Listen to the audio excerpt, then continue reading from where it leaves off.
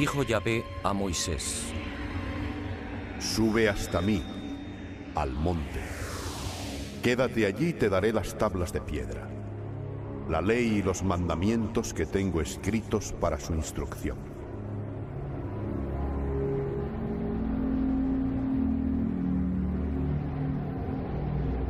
Y subió Moisés al monte, y la nube cubrió el monte.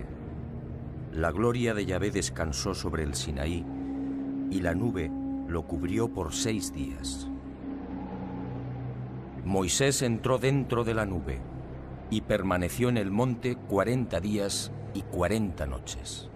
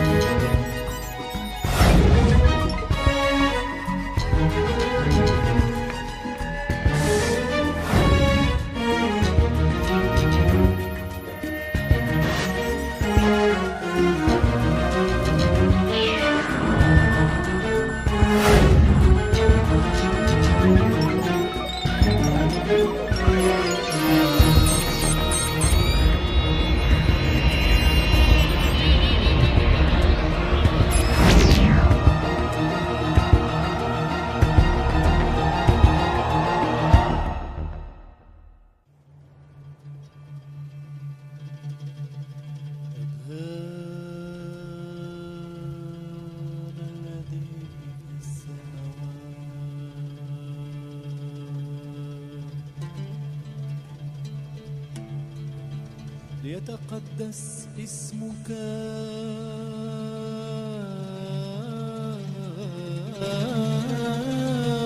لتكن مشيئتك أبانا الذي في السماوات. Hace 3200 años aproximadamente, este gesto habría sido fatal.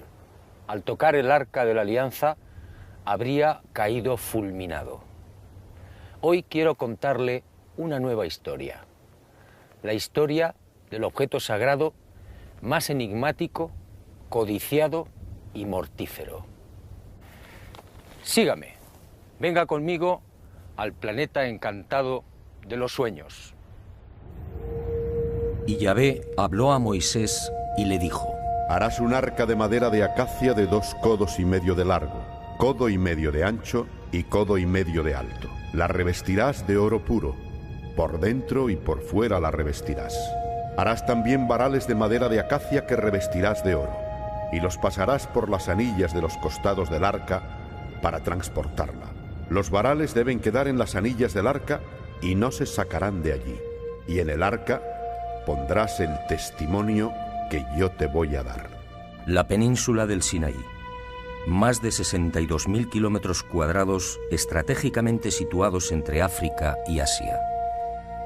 Un desierto sofocante, habitado por 200.000 personas, la mayoría beduinos, y gobernado por la cadena montañosa del Sinaí, el desierto del Éxodo. Un vasto complejo granítico en el que se alcanzan 50 y 60 grados Celsius durante el día y hasta 20 grados bajo cero durante la noche. Un macizo desnudo antaño poblado por el leopardo y por el que serpentean los caminos más antiguos del mundo. Aquí, en la llamada Montaña de Dios, en este lugar emblemático para judíos y cristianos, nace la historia del Arca de la Alianza. Un objeto cuya pista se ha perdido y que, sin embargo, continúa levantando polémica. Un objeto santo que llegaría a provocar más de 1 millón de muertos. Una historia repleta de dudas, leyendas y contradicciones. Sabemos muy poco de ella, pero lo que conocemos es tan fantástico como terrorífico. No pretendo desvelar su misterio. ¿Quién podría hacerlo? Me limitaré a contar lo más sobresaliente de aquella increíble aventura.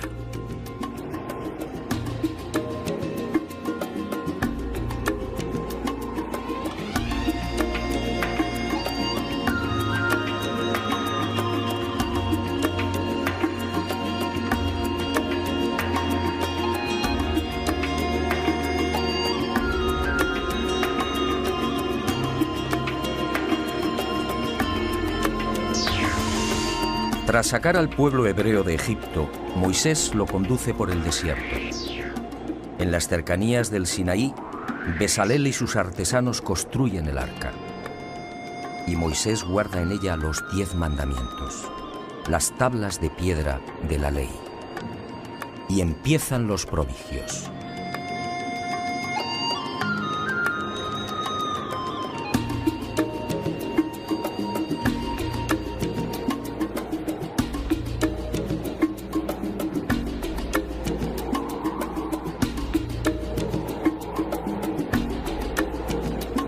Durante 40 años, los hebreos deambulan por las cañadas y los macizos de granito rojo de la gran península sinaítica. El arca permanece con ellos, oculta bajo la tienda de la reunión. Una extraña y singular nube la cubre, y cuando esa nube se pone en movimiento, el pueblo levanta el campamento y la sigue. De día brillaba al sol, y de noche era roja como el fuego.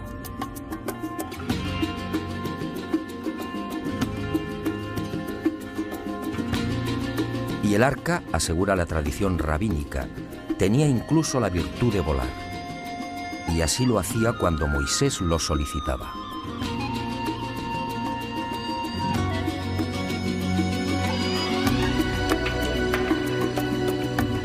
Tras 40 años en este desierto, Moisés prosigue su camino hacia el norte, alcanzando finalmente el monte Nebo, en la costa nororiental del Mar Muerto. Desde allí contempla la tierra prometida y al parecer muere. Contaba 120 años de edad. Hasta el día de hoy, nadie sabe dónde fue sepultado.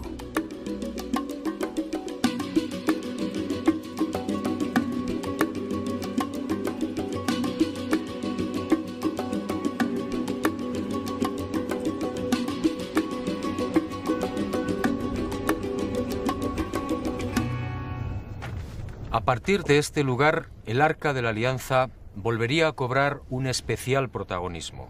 El pueblo hebreo estaba a punto de asistir a todo un gran prodigio. Sígame y juzgue por sí mismo.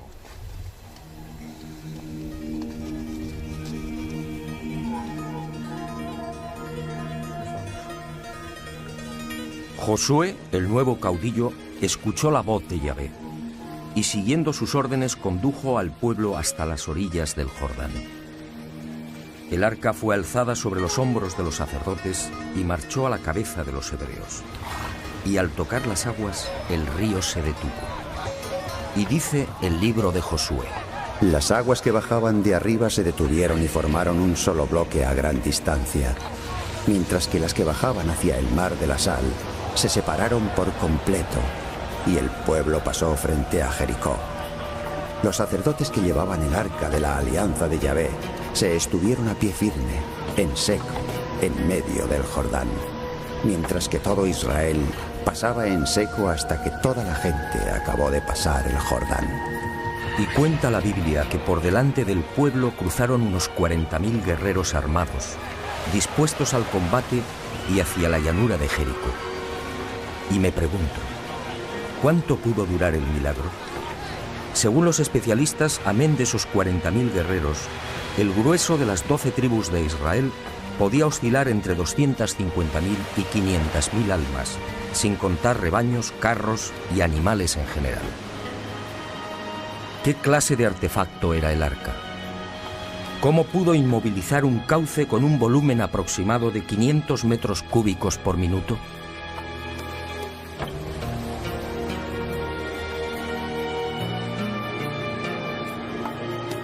Algunos exégetas tratan de explicar el prodigio, afirmando que el corte de las aguas fue provocado por un seísmo que taponó el río con los bloques de marga existentes en la zona de Adam. El razonamiento no es convincente, ya que según el libro de Josué, las aguas volvieron a correr cuando el arca salió del cauce. Y con toda razón, al conocer la extraordinaria noticia, reyes y súbditos de la vieja Palestina se estremecieron. Y Yahvé consiguió un doble efecto: impresionar una vez más a su pueblo y minar la moral de los cananeos, los legítimos propietarios de una tierra que estaba a punto de ser expoliada.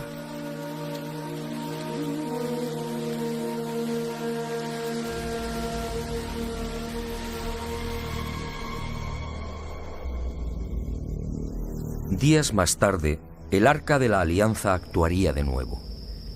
Eso al menos es lo que se deduce del capítulo 6 del libro de Josué. Yahvé volvió a dirigirse a Josué y le dijo: Mira, yo pongo en tus manos a Jericó y a su rey. Vosotros, valientes guerreros, todos los hombres de guerra, rodearéis la ciudad dando una vuelta alrededor. Así harás durante 6 días. 7 sacerdotes llevarán las 7 trompetas de cuerno de carnero delante del arca. El 7º día daréis la vuelta a la ciudad 7 veces y los sacerdotes tocarán las trompetas. Cuando el cuerno de carnero suene, cuando oigáis la voz de la trompeta, todo el mundo prorrumpirá en un gran clamoreo y el muro de la ciudad se vendrá abajo y el pueblo se lanzará al asalto.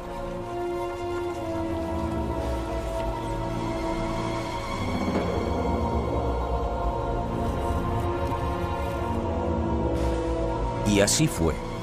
Los altos y robustos muros cayeron y miles de personas, incluyendo niños, mujeres y ancianos, fueron pasadas a cuchillo. Y el pueblo hebreo, una vez más, quedó sobrecogido ante el mortífero poder del arca.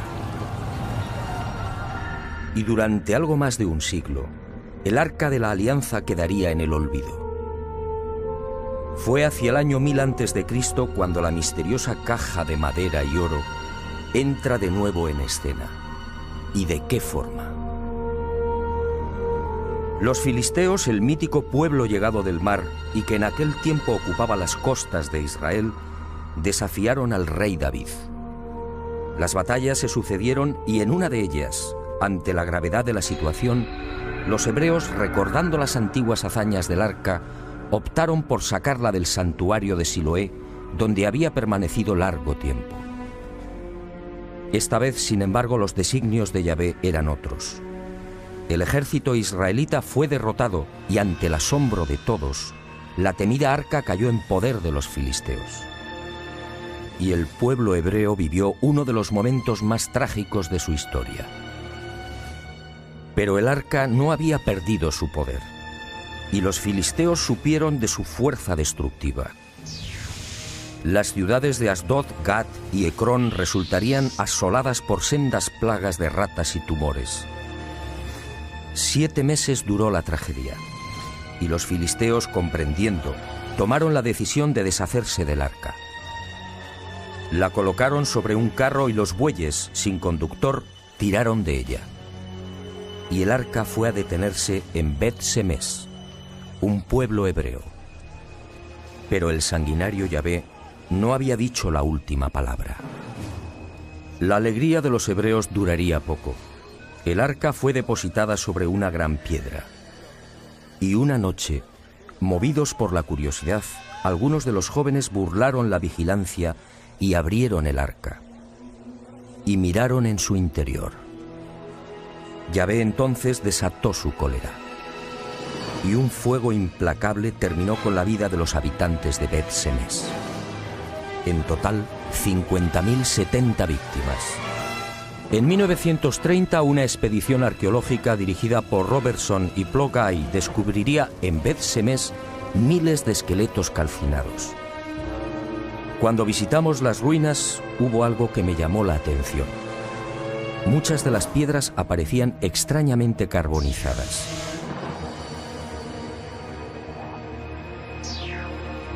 Los escasos supervivientes de Bet-Semes, al igual que sucediera con los filisteos, no consintieron que el arca siguiera en sus tierras. Y fue trasladada a las colinas de Kirjat Yarim, hasta que un día, hacia el año 928 a.C., el joven rey David decidió designar a Jerusalén como la capital de Judá. Y quiso que el Arca de la Alianza estuviera presente en la recién estrenada capital del reino. y las desgracias siguieron acompañando al arca. Esta vez ocurrió en el traslado desde las colinas de Kiriat Yarim. A un lado vigilante caminaba Usá, uno de los hebreos que la había guardado durante esos 20 años.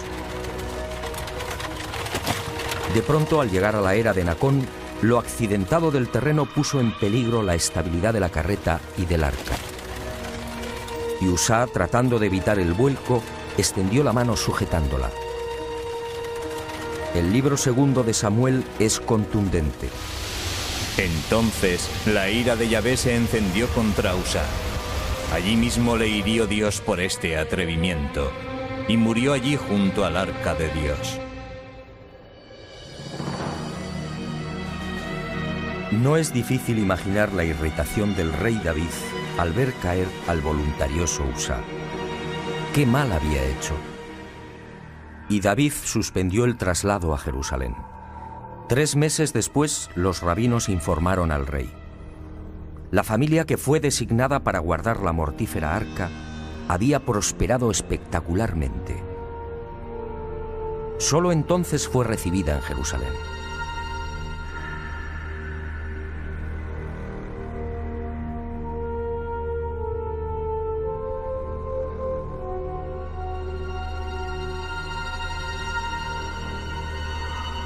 Y ahí comienza la última y decisiva etapa del Arca de la Alianza, la más oscura y enigmática.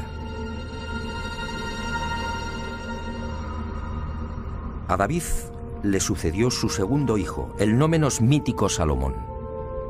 Corría el año 961 a.C. El arca seguía oculta bajo una tienda. Solo el sumo sacerdote podía llegar hasta ella y una vez al año, y siempre envuelto en una nube de incienso. Y cuentan las crónicas que Salomón fue bendecido por el arca. Compuso 1000 cánticos y fue el autor de 3000 proverbios. Hablaba con los árboles, con los peces, con las aves y con las bestias. Y su poder sobre la naturaleza fue tal que el nombre de Salomón sería utilizado como talismán. Pero la sabiduría no fue la única bendición.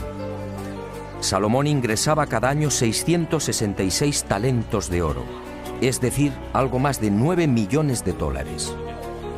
Su flota y comercio se extendieron en todas direcciones, llegando incluso a las remotas tierras de la India y China. Y agradecido, construyó para el arca un lujoso y deslumbrante templo, el primer templo de Israel. Una vez terminado, Yahvé se apareció a Salomón haciéndole una clara y trascendental advertencia. Si seguía sus mandatos y preceptos, todo iría bien. Pero si él o sus hijos volvían el rostro hacia otros dioses, aquel templo sería destruido e Israel quedaría como escarnio de todos los pueblos.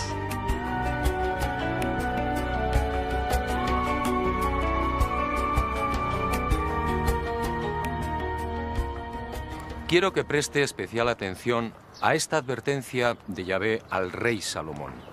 En mi opinión, la clave para entender el destino final del Arca de la Alianza. Un destino muy distinto al que nos han contado.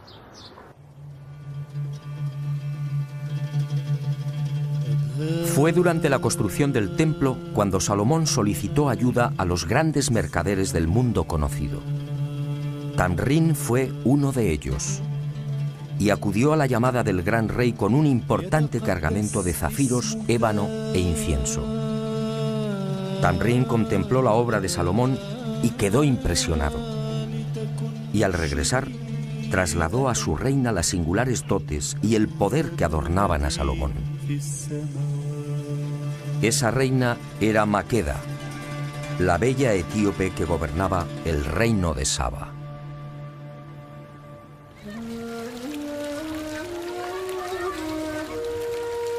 La reina de Saba no lo dudó. Su país era rico en especias y resinas aromáticas como el incienso y la mirra, y quiso fortalecer las relaciones comerciales con el poderoso vecino del norte. Esa en realidad fue la razón principal que movió a la joven virgen a viajar hasta Jerusalén. Un viaje de 2.500 kilómetros. Un dato que dice mucho sobre el coraje y la fuerte personalidad de la reina de Saba. Maqueda también quedó deslumbrada. Y esa misma leyenda tomada de la Gloria de los Reyes, el libro que narra la épica nacional etíope, nos dice que al final de su estancia en Jerusalén, Maqueda fue seducida por el mujeriego Salomón. Y Maqueda parte hacia Saba sin saber que está embarazada. Antes de abandonar Jerusalén, Salomón le hace entrega de un anillo y le dice: si tuvieras un hijo mío, envíamelo. Si porta este anillo, sabré que yo soy su padre. El niño creció y al llegar a los 18 años, Maqueda lo envía ante Salomón. Y Salomón le da un nuevo nombre, David, en memoria de su abuelo. Y llega el día de la despedida. Salomón decide que el hijo de Maqueda sea escoltado hasta Saba por 1 millar de jóvenes, hijos de los principales dignatarios de Israel. La orden de Salomón no gusta a los israelitas, y según la leyenda etíope, sucede un hecho desconcertante. Uno de los jóvenes elegido para acompañar al hijo de la reina de Saba maquina un plan para vengarse de Salomón. El tal Azarías, hijo de Sadoc, el sumo sacerdote, se las ingenia para robar el arca de la alianza, dejando en su lugar una réplica. Y la comitiva se pone en marcha. Pero algo extraño sucede. Y según el libro sagrado de los etíopes, según reza en la Gloria de los Reyes, el poder del arca cubrió de nuevo a los caminantes. Sin saber cómo, hombres y carretas fueron elevados en el aire y transportados así hasta el vecino Egipto. Y planeando como el águila sobre el viento, la expedición gana las orillas del Nilo en un solo día. Un trayecto que exigía 13 jornadas. A su paso por Egipto, los ídolos son derribados.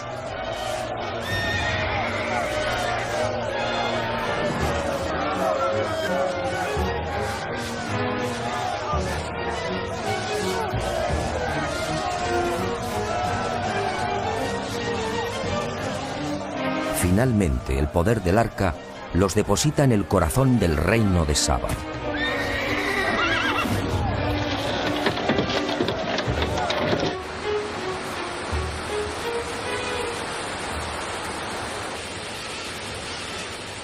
El mítico reino de Saba, un próspero territorio que abarcaba parte del actual Yemen y Etiopía.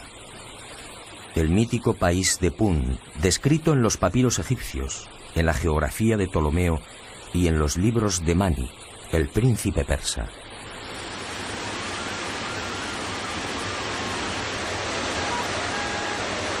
El rico paraje del que partían el incienso, las especias, el oro rojo y las maderas sagradas.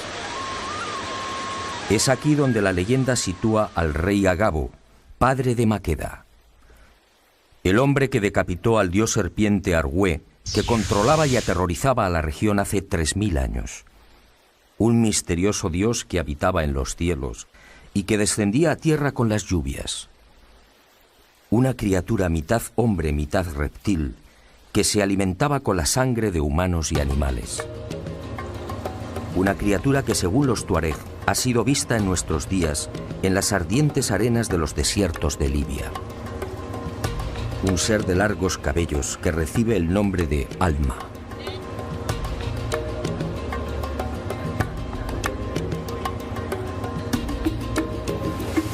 Los cristianos etíopes se aferran a la leyenda y aseguran que el arca, una vez en el reino de Saba, fue escondida en un viejo monasterio en la orilla oriental del lago Tana.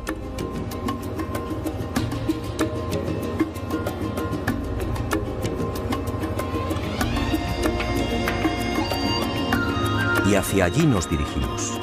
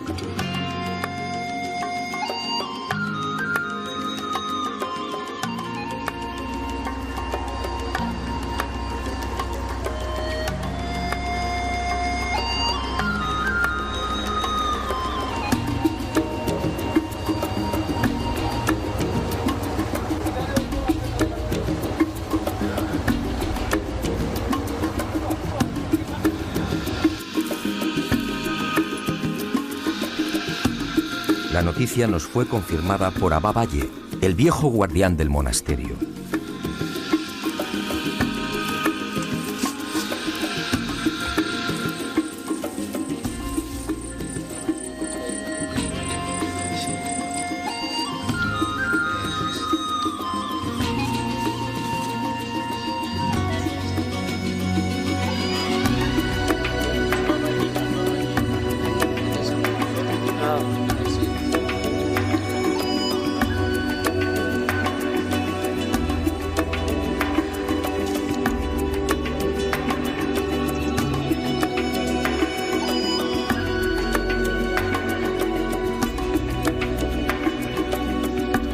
Y aquí permaneció durante 1100 años hasta que el rey Ezanas se convirtió al cristianismo en el 303 de nuestra era.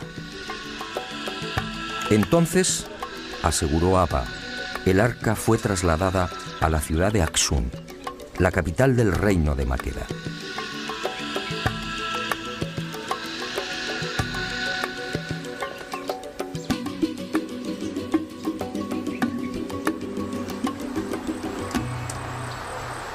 Hoy muy pocos dan crédito a la visión del arca volando sobre Israel y Egipto. Es casi seguro que se trata de una leyenda, una bella e imposible leyenda.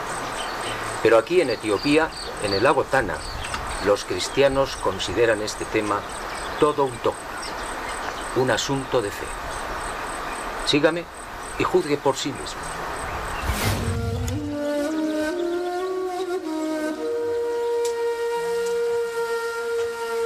Y digo bien, una bella e imposible leyenda. Imposible porque, de ser cierta la maquinación de los jóvenes judíos, la Biblia a buen seguro la hubiera registrado. El robo del Arca de la Alianza, como sucedió en el caso de los filisteos, habría llenado de amargura al pueblo hebreo. Y Salomón hubiera perseguido a los profanadores hasta el fin del mundo.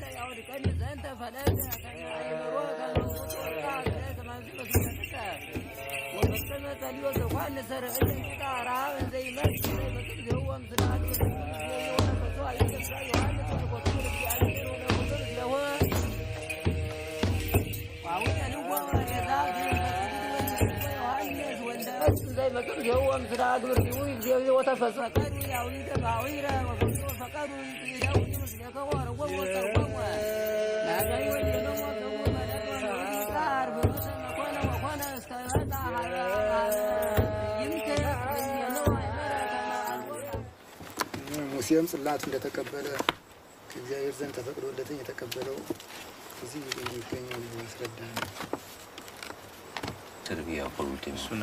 ይሄ ደግሞ ነገስት ባላም ይባላል። La investigación, por supuesto, no fue sencilla.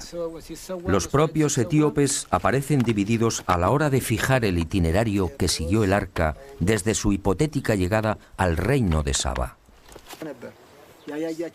Para algunos, la joven reina Maqueda, al recibir a su hijo y a los 1000 dignatarios judíos, eligió una fortaleza que llevaba su nombre para guardar y custodiar el preciado tesoro. Ese lugar era conocido como Dabra Maqueda, y la reina, según la gloria de los reyes, protegió el arca con 300 soldados.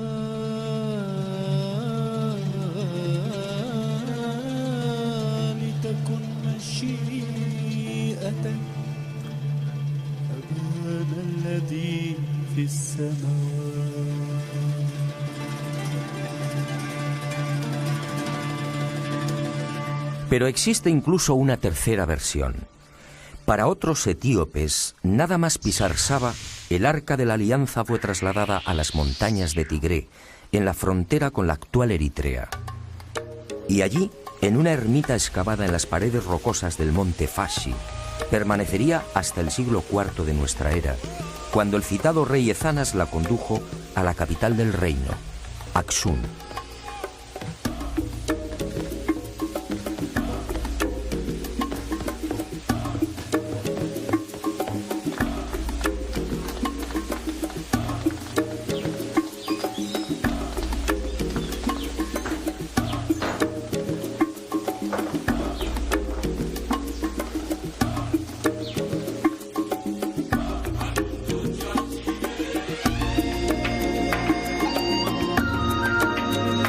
Según esta versión, en la región de Tigres sobrevivieron los descendientes de aquellos 1000 jóvenes israelitas que escoltaron el arca robada y al joven hijo de Maqueda.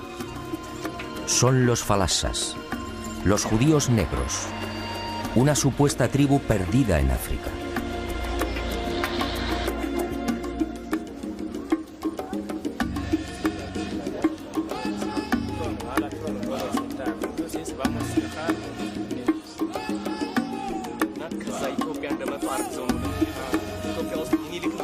Unos etíopes que conservan buena parte del ritual y de los preceptos de Moisés.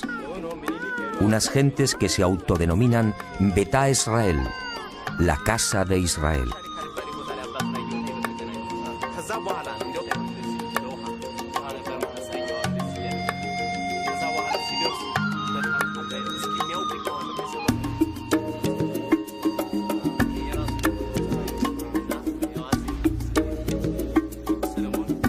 Pueblo que acepta y cree en el traslado del arca hasta Saba.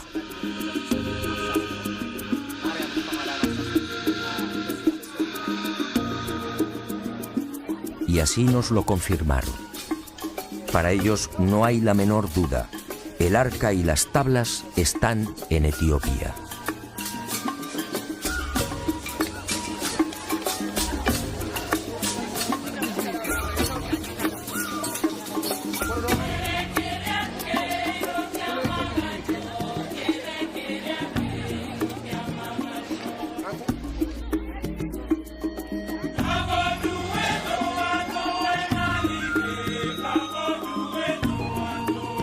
Y nuestra búsqueda prosiguió, aunque como era de prever, con escaso éxito. En 1531 la supuesta arca cambia nuevamente de emplazamiento. Las tropas musulmanas de Ibrahim, alias el Zurdo, atacan Aksum y los etíopes cristianos la sacan de la ciudad, escondiéndola en la pequeña isla de Tulo Gugo, en el lago Ziguay.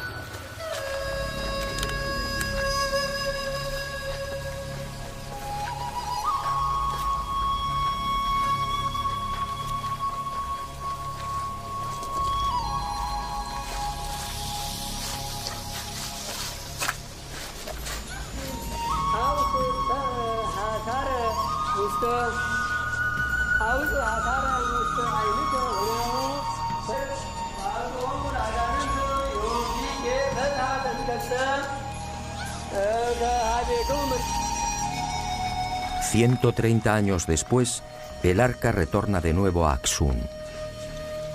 Y allí continúa según los etíopes.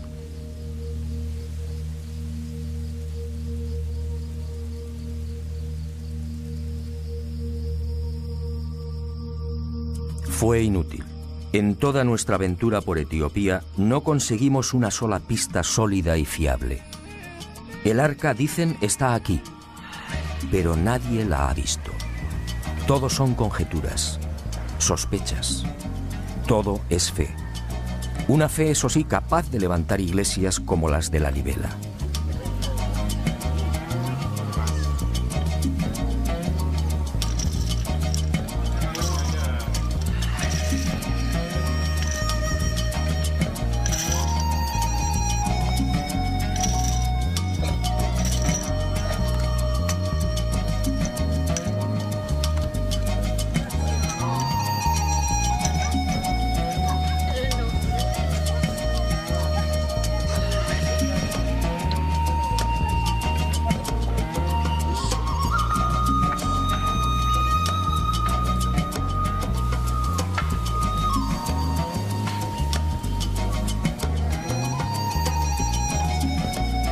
La Libela, otra ciudad santa para la fe etíope. Sus 12 iglesias excavadas en la toba volcánica hace 800 años son otras tantas oraciones en piedra. La tradición asegura que fueron talladas por el emperador Lalibela después de un viaje milagroso por el aire hasta Jerusalén. Por eso rezar, vivir o morir en Lalibela es todo un seguro de salvación. Lalibela para los etíopes cristianos es la segunda Jerusalén. Así lo acreditan nombres como Betania, Gólgota, Río Jordán o Monte de los Olivos.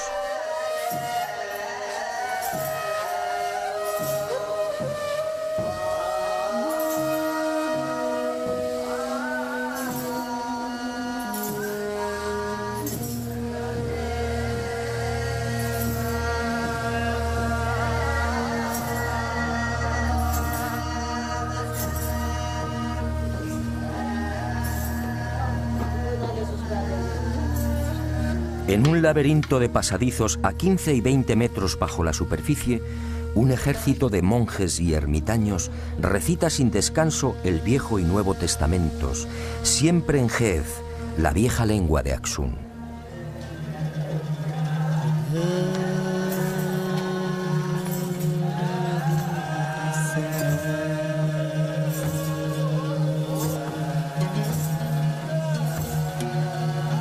ليتقدس اسمك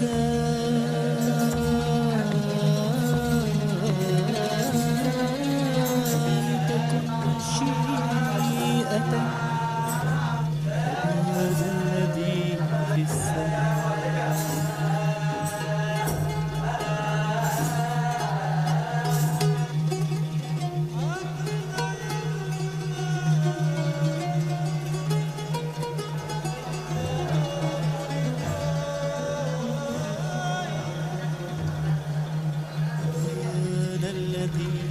Y ha sido justamente esa fe la que ha mantenido a Etiopía frente al hambre, las guerras y la desolación.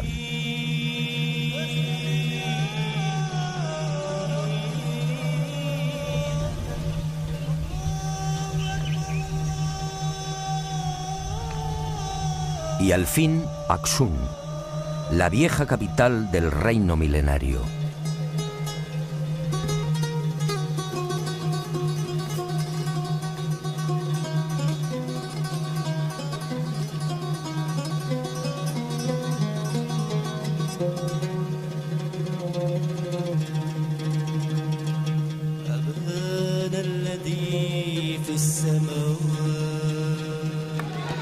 En la actualidad, Aksum es un lugar tranquilo y agrícola, sin casi memoria de su antiguo esplendor.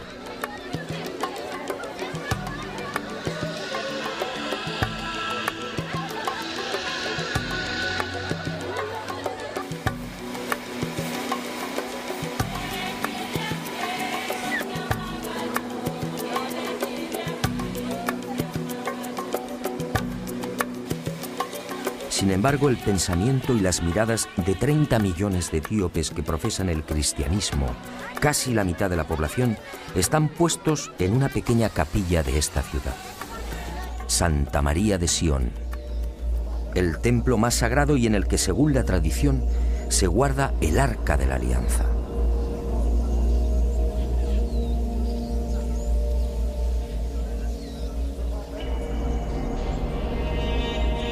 Un arca que nadie puede ver, Un arca custodiada día y noche por un monje, el abad Tekelu, que no permite que se le fotografíe. Hablamos con el abad Mekonnen, custodio de los tesoros de Santa María de Sion, pero fue inútil. Aquí, según él, se encuentra la verdadera arca, la que fue robada al rey Salomón. ¿Ver el arca? Negó con la cabeza y exclamó: ni siquiera Haile Selassie, el emperador, pudo verlo. Si usted lo hiciera, si llegara a contemplarla, añadió, desaparecería. Se volvería invisible. En el mejor de los casos, quedaría ciego o paralítico. El guardián del arca es igualmente sagrado. Nadie debe filmarle. Planeta Encantado, sin embargo, lo consiguió.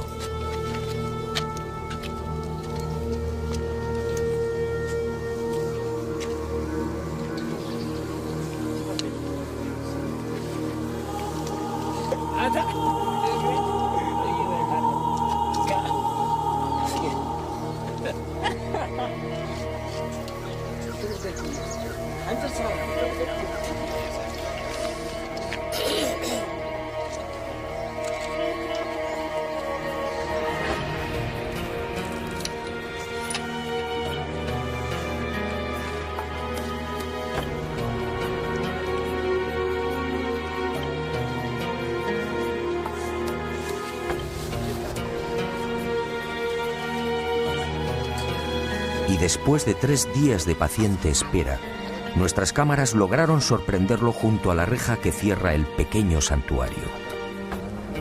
Estas son las únicas imágenes existentes en el mundo del abad Tekelu, el mítico guardián del Arca de la Alianza.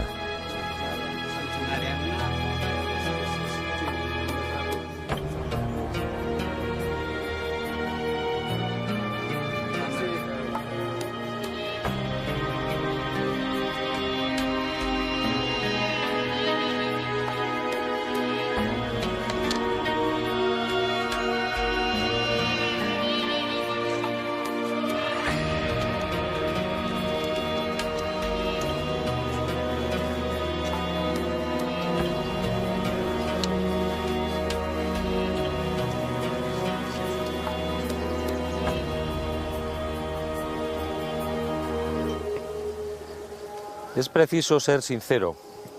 Los etíopes no lo aceptan, pero ahí, en la capilla que tengo a mi espalda, jamás estuvo el Arca de la Alianza, al menos la auténtica. Tanto la historia como el sentido común lo niegan. Se trataría, en todo caso, de un bello sueño, un deseo imposible. Insistir no tenía sentido.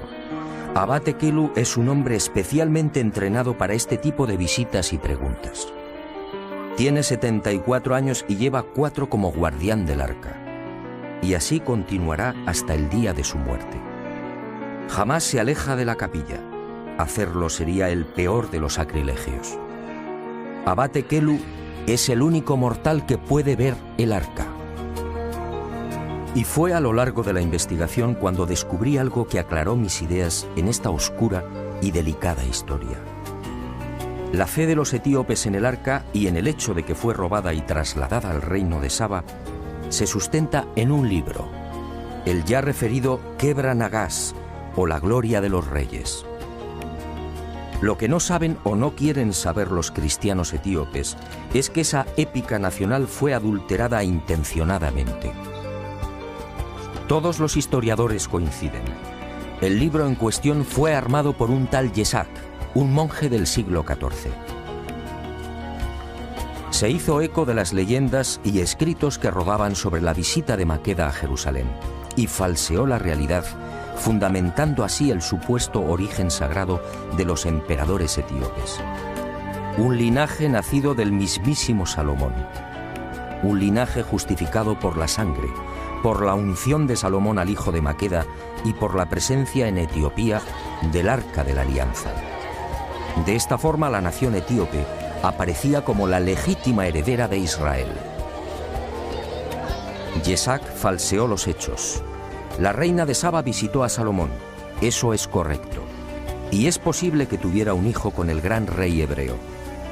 Y es verosímil incluso que ese hijo se trasladara a Jerusalén y que fuera educado en los preceptos de Yahvé, regresando a Saba con una nutrida escolta judía. Lo que no es creíble es que 4 jovencitos pudieran penetrar en el Sancta Sanctorum del templo y robar el arca. En aquel tiempo, de los 18.000 sacerdotes y levitas que atendían el culto, alrededor de 300 permanecían permanentemente en el interior del templo, sin contar el servicio de vigilancia exterior. Nadie, judío o gentil, hubiera podido llegar siquiera a las escalinatas que conducían al Santo de los Santos. ¿Qué fue entonces lo que pudo suceder? Cabe la posibilidad de que Salomón obsequiara al hijo de Maqueda con una copia del arca. Y esa réplica, en efecto, llegó a Saba. Eso fue todo. El resto es leyenda y, como decía, manipulación pura y dura. La presencia del arca en Etiopía, en suma, no resiste el menor análisis histórico.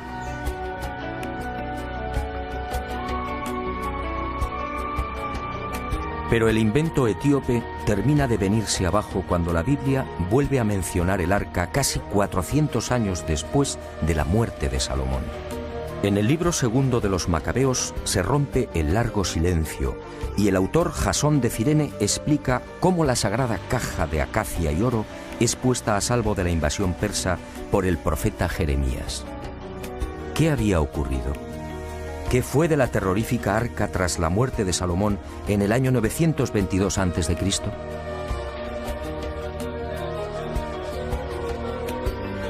Son varias las hipótesis, aunque la clave para mí hay que buscarla en la ya referida y trascendental advertencia de Yahvé a Salomón. Si vosotros y vuestros hijos os volvéis de detrás de mí y no guardáis los mandamientos, yo arrancaré a Israel de la superficie de la tierra. Y el mujeriego Salomón olvidó las palabras de Yahvé. Y cuenta el libro primero de los Reyes que, llegada a la ancianidad, el sabio y poderoso rey se dejó tentar por sus mujeres, adorando a los ídolos y construyendo incluso un altar a Quemos, una de las divinidades de Moab. Y el implacable Yahvé cumplió su amenaza. Tras la muerte de Salomón todo fue confusión, guerras y dolor. Una situación caótica que culminaría con el asedio de Jerusalén por las tropas de Nabucodonosor II en la primavera del 587 a.C.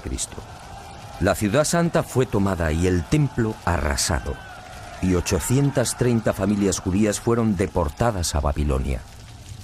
Y surge la gran pregunta: si la terrorífica Arca de la Alianza había sido utilizada a lo largo de la historia para combatir a los enemigos de Israel, ¿por qué no fue empleada contra la invasión persa?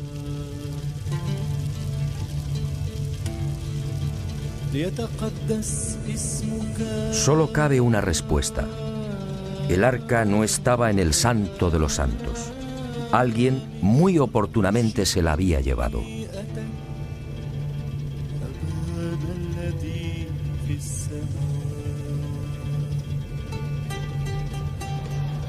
Para unos, el santo y sagrado emblema de Israel pudo ser escondido por Salomón en las grutas o laberintos existentes bajo la roca que hoy protege la cúpula de la mezquita de Omar.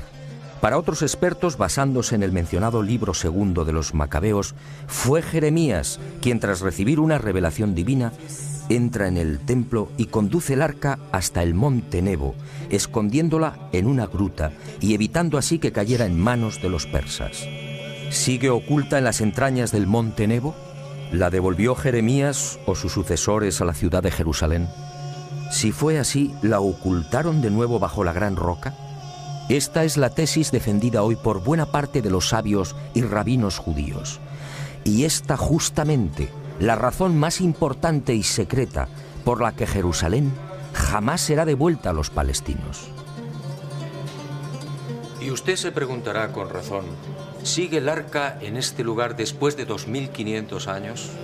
Permítame que le lea un breve pasaje del libro de Ezequiel, capítulo 20, versículos 18 y 19. Dice así: La gloria de Yahvé salió de sobre el umbral de la casa y se posó sobre los querubines. Los querubines desplegaron sus alas y se elevaron del suelo ante mis ojos, y las ruedas con ellos. ¿No será, como dice el profeta Ezequiel, que la terrorífica arca fue sacada del templo por el propio Yahvé? ¿No será que la misteriosa caja de madera y oro abandonó la tierra hace 2500 años? ¿No será que el arca, como Yahvé, solo son un recuerdo al que se aferran las religiones y los fanáticos? ¿No será que el tiempo del sanguinario Yahvé ha pasado?